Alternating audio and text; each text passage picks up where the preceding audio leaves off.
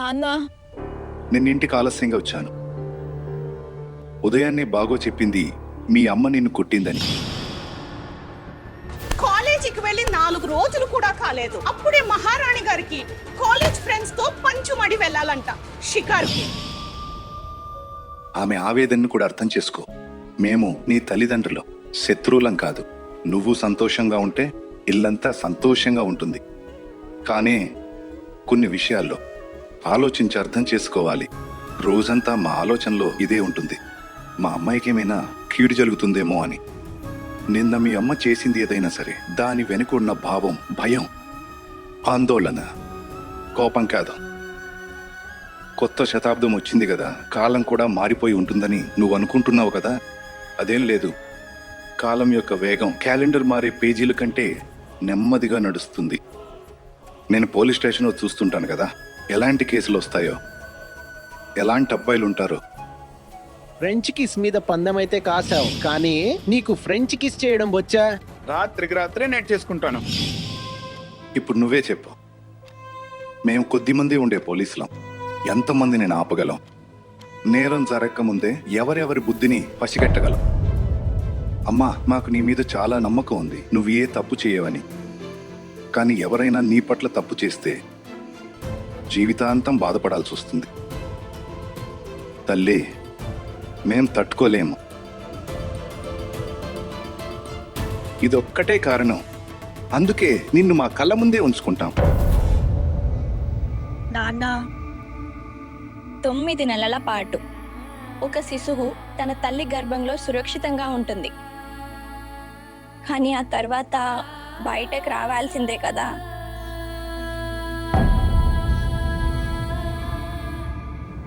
అమ్మా నాన్న అరే ఆశీర్వదించండి. నా బంగారం లడ్డు, జాగ్రత్త తీసుకో. అల్లరి చేయక ఎక్కువ. లేదు, బాగా ఎంజాయ్ చెయ్యి. ఫ్రెండ్స్ తో కూడా సరదాగా గడుపు. అరే, త్రిపాఠీలు ఎంత గొప్పవాళ్ళో తెలియాలి సుమి. నువ్వు చాలా గుర్తొస్తావు సంజు. అరే నేను పిక్నిక్ వెళ్తున్నాను పంచమడి.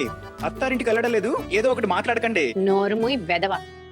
ఇంకా పంకజ్, నేను టిఫిన్ పెట్టాను, అన్నయ్యకి తినిపిస్తూ ఉండు. చెప్పే విషయమే పెద్దమ్మా, నేను చూసుకుంటాను. పదవయ్యా వెళ్దాం. జాగ్రత్త. అయినా నేను ఎప్పుడు ఏమనుకున్నానంటే, నా ఫస్ట్ కిస్ ఉంటుంది కదా, అది ఎవరైనా ఒక హాట్ అమ్మాయితో జరుగుతుందని. ఆమె ఉంది కదా దేవిక, జో జీతా వహి సికందర్లో, అదే ఆ రెడ్ ఫ్రాక్ వేసుకుని ఉంటుంది, ఇలా ఇలా చేస్తూ ఉంటుంది. ఓ, ఆ ఎర్ర చిలుక తన ఫ్రాక్ ఎగురుతూ ఉంటుంది. అబ్బా, భలే అమ్మాయి కదరా. అలాంటి అమ్మాయితో కిస్ ఉంటుందని అనుకున్నాను. ఇక నాకు దొరికింది ఎవరు? ఇది అక్క టైప్ నేహ. రే, చిన్ననాటి స్నేహితురాలే గాని రూపం స్వభావం పూర్తిగా అక్క ఎలాంటిది. ఇక పందెం నేహతో కాసావు కాబట్టి పూర్తి చేసేది కూడా తనతోనే. ఏం చేస్తాను తమ్మి, నాకు నేహ అని రాసుంటే. నాకు తెలుసు మీరిద్దరూ నన్ను చాలా ప్రేమిస్తున్నారని. చాలా ఎక్కువగా. మహాదేవుడు నా రాత చాలా బాగా రాశాడు. అందుకే తల్లిదండ్రులుగా మీరిద్దరూ నా జన్మనిచ్చారు. కానీ నాన్న, ఏదో ఒక రోజు నన్ను నేనే చూసుకోవాలి కదా. ఎప్పటి వరకు నేను మీ అమ్మ అనేది చేపట్టుకుని నడుస్తాను? రేపు సిఏ చదువు కోసం ఊరు దాటి వెళ్లాల్సి వచ్చినా, లేదా ఎవరితోనైనా నాకు పెళ్ళైతే మీరు రారు కదా నాతో పాటు. నాన్న, మీరిచ్చిన సంస్కారం నా దగ్గర ఉంది. నాతో పాటు ఎవ్వరు నన్ను తప్పు చేయనివ్వరు. నన్ను నేను కాపాడుకోవడం నేర్చుకోవాలి కదా నాన్న. మీరు కూడా మీ సమస్యలు మీరే ఎదుర్కొన్నారు కదా. నాకు అవకాశం ఇవ్వరా మీరు?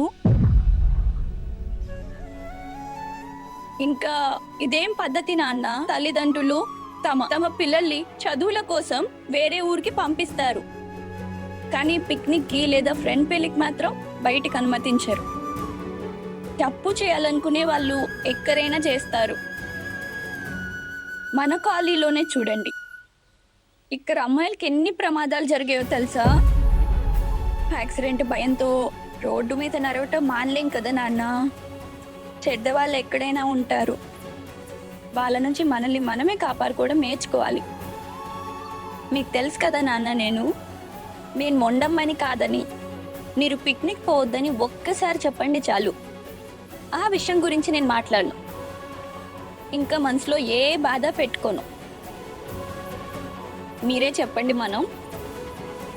మనం తిరగడానికి అని ఎక్కడికి వెళ్ళాం? అమ్మమ్మ వాళ్ళ ఇంటికి, నానమ్మ వాళ్ళ ఇంటికి, పిన్ని మామయ్య ఇంటికి. అవి కాకుండా ఒక్కసారి సల్కాన్పూర్ అమ్మవారి దర్శనానికి వెళ్ళాం. అది కూడా చేర్చుకోండి. అది కాకుండా మనం ఎక్కడికి వెళ్ళాం నాన్న? ఏదైనా హిల్ స్టేషన్కో, సముద్రపు తీరానికైనా, ఎడారికైనా ఎక్కడికి పోలేదు. దాని గురించి నాకు ఎలాంటి ఫిర్యాదు లేదు. కానీ నాన్న, నేను పంచమడి గురించి చాలా విన్నాను. నాకు చాలా ఆసక్తిగా ఉంది అక్కడికి వెళ్ళాలని. నేను విన్నాను పెద్దయ్యాక అక్కడ జనాలు చూడ్డానికి పంచమడి వెళ్తారని. ఆ అనుభూతిని పొందాలనుంది నాన్న. నేను నా చిన్న ఆశను కూడా తీర్చుకోలేనా?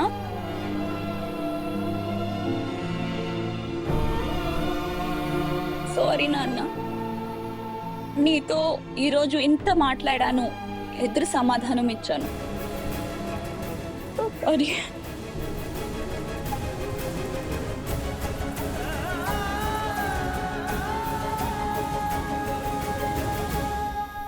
అత్తయ్య కూడా న్యూ మార్కెట్కి పంపి ఈ నైటీలు తెప్పిస్తోంది. నేనైతే వాడేస్తాను.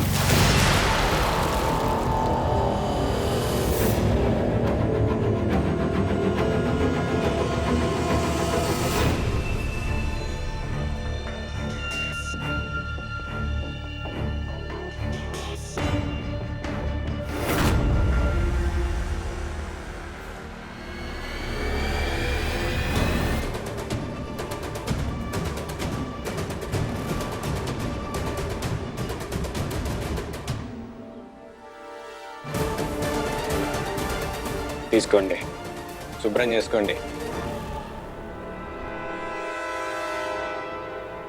జనాలకు ధ్యాస ఉండదు, కానీ మీరు మీ జాగ్రత్తలో ఉండండి.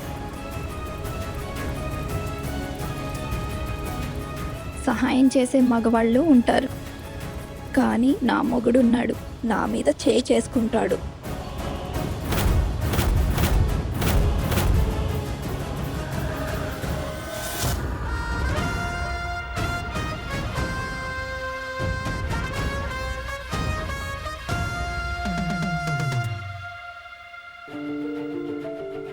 నేహా, ఎక్కడుండిపోయావే నువ్వు?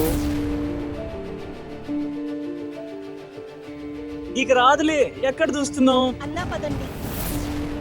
అరే ఆగండి రా కాసేపు. సంజు అన్న, నేహా అక్క రాదనిపిస్తోంది. నువ్వు ముందే పందెం ఓడిపోతావు.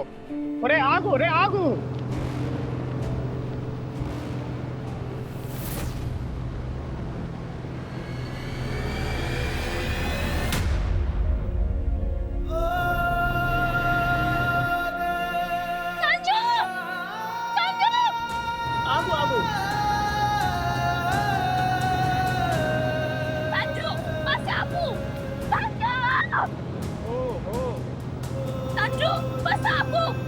ఇక్కడే ఉన్నాను నేను.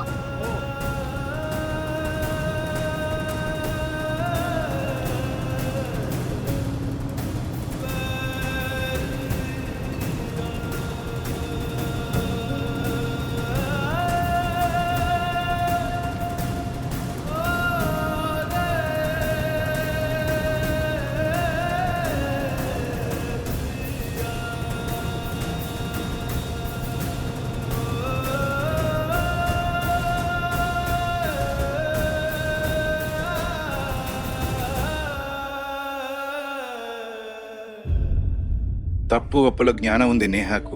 అలాంటి పనులేం చేయదు. హా? ఆమెకే అంతా తెలుసు. తల్లిదండ్రులు వట్టి గాడిదలు, వాళ్ళకేం తెలుసు తప్పు ఒప్పు? ఈ 2 రోజులు ఎలాంటి ఆటంకం లేకుండా గడిచిపోవాలి మాత.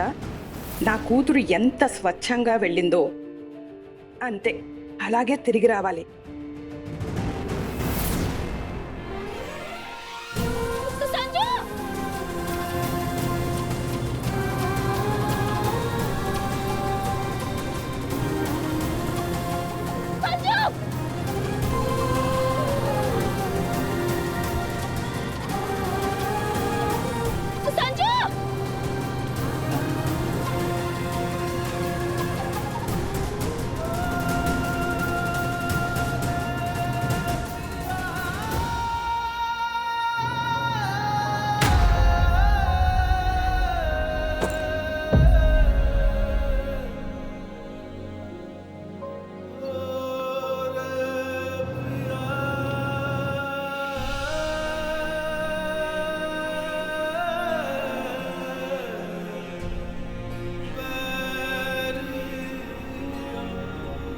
ఏమైందమ్మా?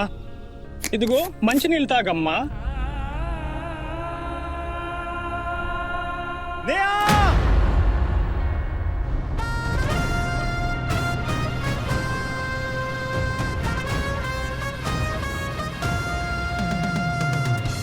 నేహా, సంజు వస్తున్నాడు నేహాని తీసుకెళ్ళడానికి.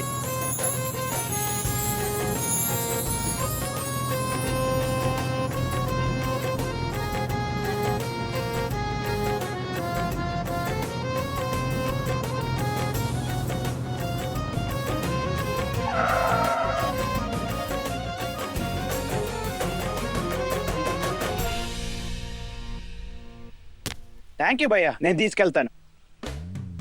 ఏంటే నువ్వు హ్యాండ్ ఇచ్చావని అనుకున్నాను. నేను ఎదురు చూస్తున్నా ఎందుకు రాలేదో అని.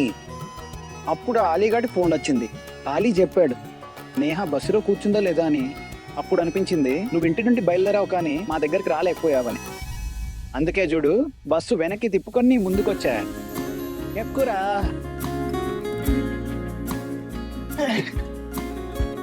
ఏం జరిగింది? ఎందుకు అయిపోయావు? పద.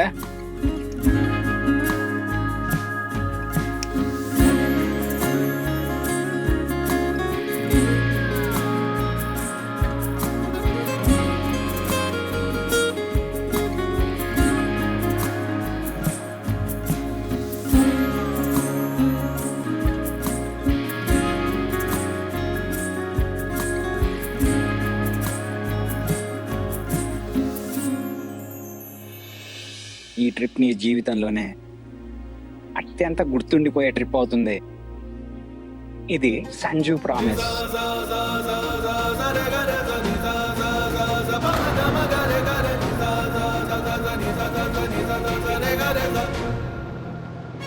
పంచిమడలో ఉంటుంది అదిరిపోయే ధమాకా.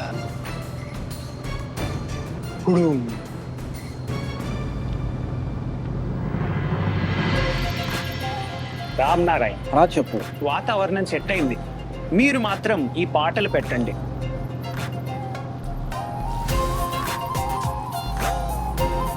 ఎవరెన్ని చెప్పినా పాట మార్చకూడదు. ఏ ఆగాగాగాగు.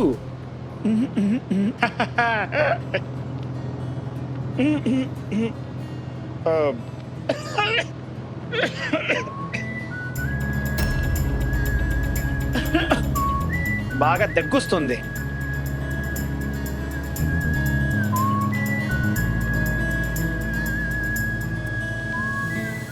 రానేహా, ఒక్క నిమిషం కూర్చోరా. రా కూర్చో.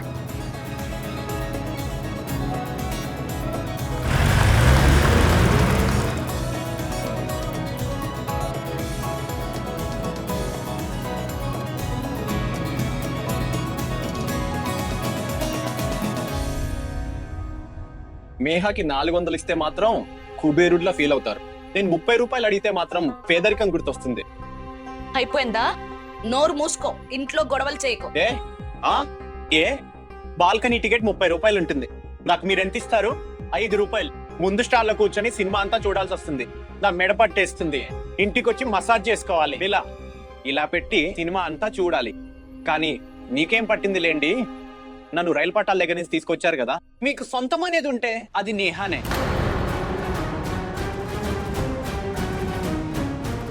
బిబోర్ ఇంకొక మాట మాట్లాడావంటే నాలుగు మీద అట్ల కాడ పెట్టేస్తాను. దానివల్ల ఏమవుతుంది?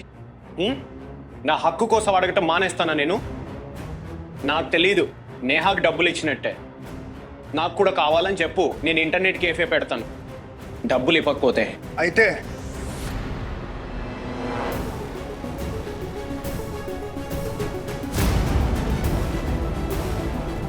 చెప్పు, ఏం చేస్తావు?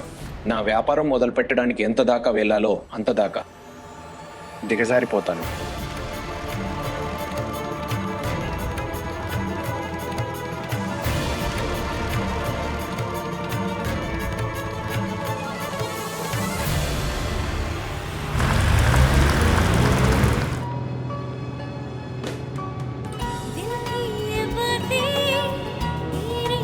మనమంతా హనీమూన్ కి వెళ్ళడం లేదు.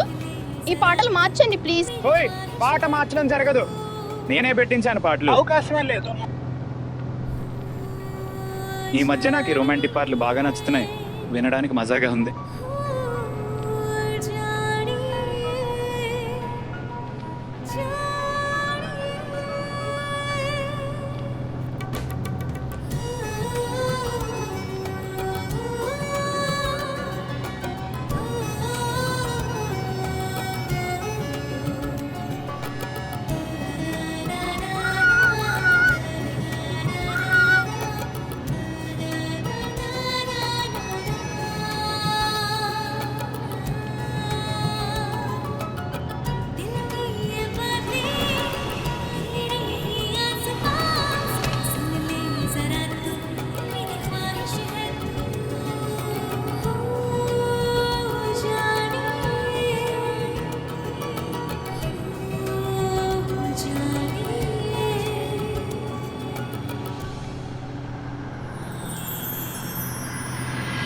నేహా టీచర్ మీకు మెసేజ్ చేసి చెప్పారు కదా, వాళ్ళు క్షేమంగా పంచుమడి చేరారని. నా ఆందోళన మాత్రం తగ్గడం లేదు.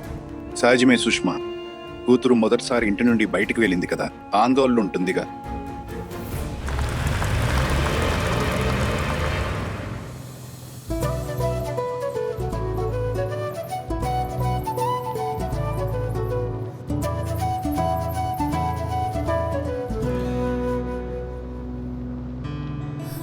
జడ వేసుకోవడం మానే, జుట్టు వదిలేస్తే నువ్వు చాలా అందంగా ఉంటావు.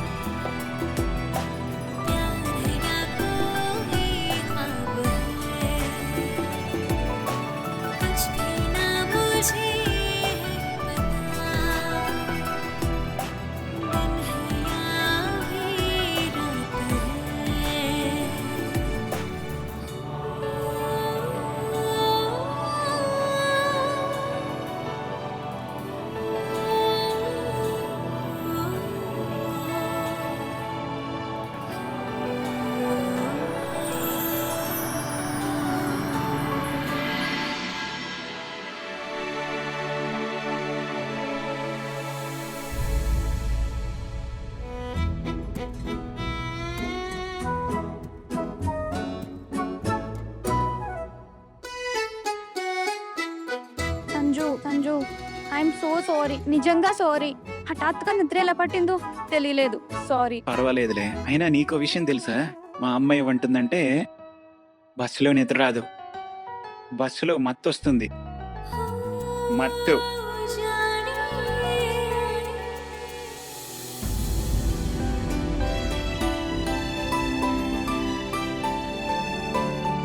సంజు, హ్మ్, మనం పంచమడి వచ్చేసామా? ఎప్పుడో. నువ్వు నా భుజం మీద తల పెట్టుకుని నిద్రపోతున్నావు, అందుకే నేను నిన్ను డిస్టర్బ్ చేయకూడదు, పడుకోనివ్వాలి అనుకున్నాను. నీకు మెలకు వచ్చినప్పుడు వెళ్ళాలి అని. సో వెళ్దామా?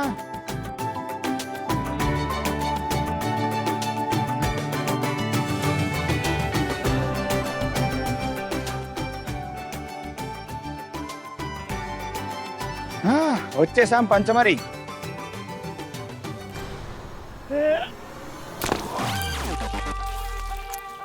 అరే ఇదేంటి, ఈ రామనారాయణ గారికి పిచ్చెక్కింది.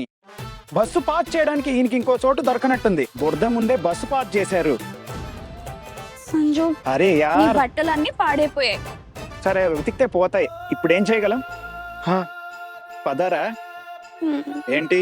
లేదు సంజు, ఒక పని చెయ్యి, నువ్వు వెళ్ళి డ్రైవర్ అంకుల్ని పిలువు. చూడు, నేను ఇంటి నుండి ఒకే స్కర్ట్ చెప్పులు తెచ్చుకున్నాను, ఇవి కూడా పాడైపోతే బర్త్డే కూడా నాకు బట్టలేం కొనరు. ఇప్పుడు నువ్వు వెళ్ళి డ్రైవర్ అంకుల్ని పిలిస్తే నేను బస్సు కాస్త ముందుకు పోనిచ్చి మంచి చోట ఆపమని చెప్తాను. పిచ్చిదేనా, చిన్న విషయాన్ని ఎందుకు పెద్ద చేస్తున్నావు? నేనున్నానుగా, నీ బట్టలు మురికి కావు, సరేనా? ఆ బాధ్యత నాది. మారేం చేయకు, ప్లీజ్ నేహా వద్దు వద్దు వద్దు, నేను ఈ మట్టిలో దిగను.